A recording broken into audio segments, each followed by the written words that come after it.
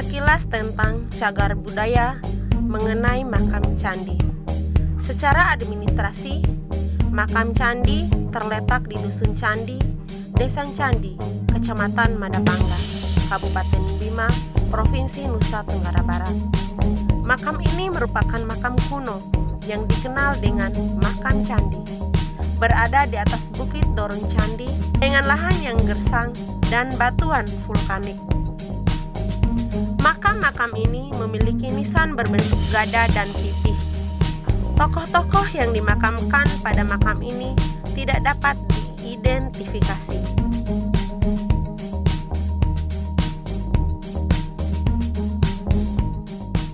Assalamualaikum warahmatullahi wabarakatuh.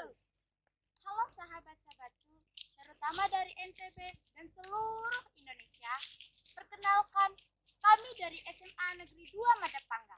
Saya Hilgayanti Sumarni dan saya Ismi Fauzia. Kami akan menceritakan sebuah kisah rakyat dari Bima yang berjudul Oyo. Selamat mendengarkan.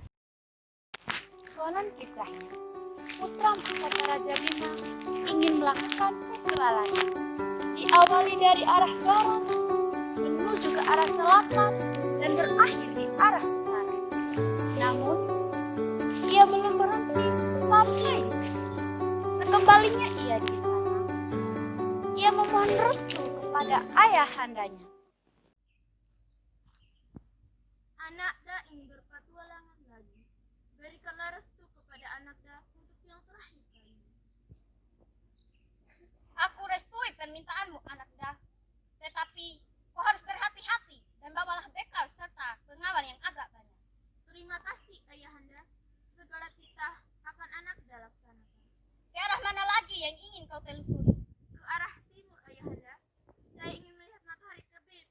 Setelah di barat, saya sudah melihat matahari terbenam. Pada suatu pagi yang cerah, rombongan itu pun mulai melakukan petualangan. Rombongan itu kelihatannya lebih banyak dari sebelumnya. Bekal yang mereka bawa pun cukup banyak. Pengawal dan dayang-dayang yang mengikutinya cukup banyak. Namun, jalan yang akan mereka lalui sepertinya sangat sulit.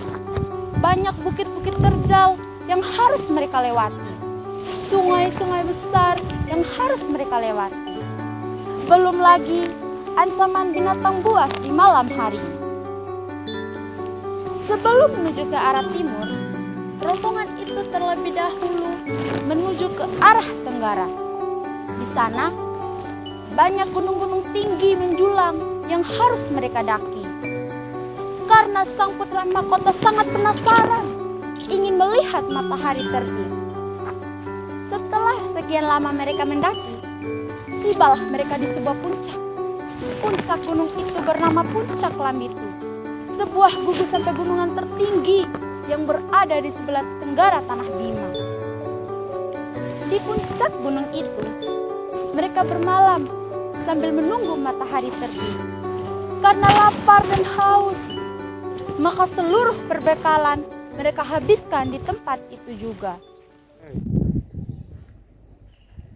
Ampun yang mulia, seluruh perbekalan sudah tidak ada.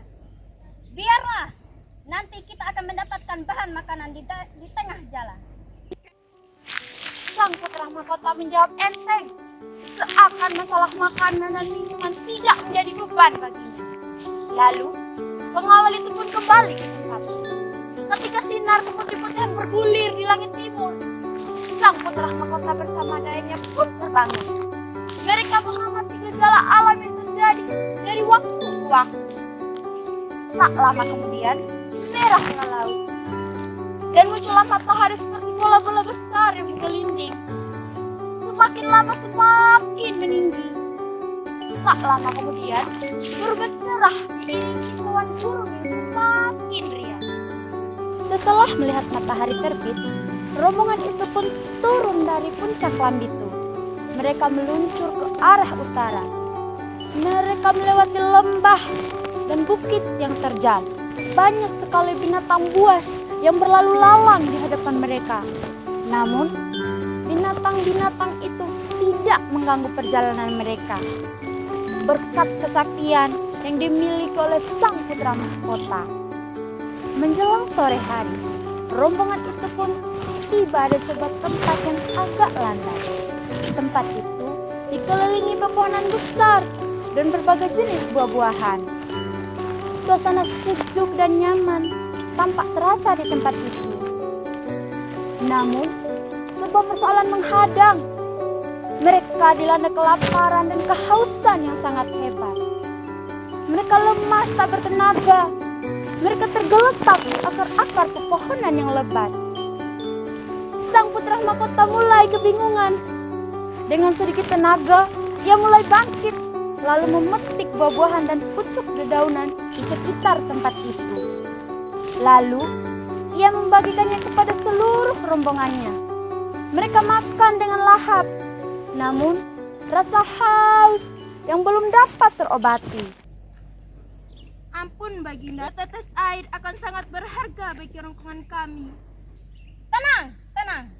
Setiap masalah pasti ada jalan keluarnya. Bagaimana caranya Baginda? Ambilkan bobo itu.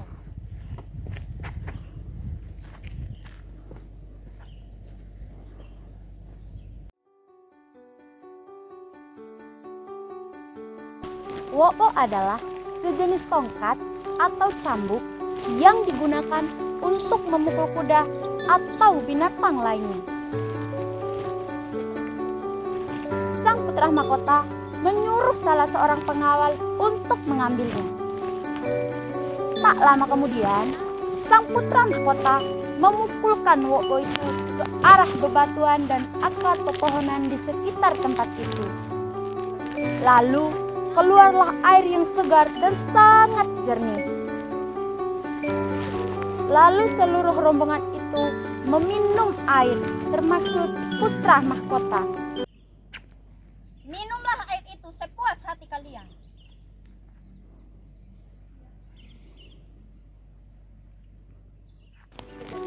Sejak saat itu, putra mahkota bersama rombongannya tidak beranjak dari tempat itu. Seiring waktu berlalu, mereka mendirikan sebuah perkampungan besar yang bernama Wawo, yang berarti di atas. Dan mata air yang keluar tersebut diberi nama Oiwo'o. Kini tempat itu menjadi tempat rekreasi yang sangat menarik dan banyak dikunjungi oleh wisatawan, terutama yang menyenangi udara pegunungan. Terima kasih sudah menyimak. Semoga bermanfaat dan terhibur. Wassalamualaikum warahmatullahi wabarakatuh.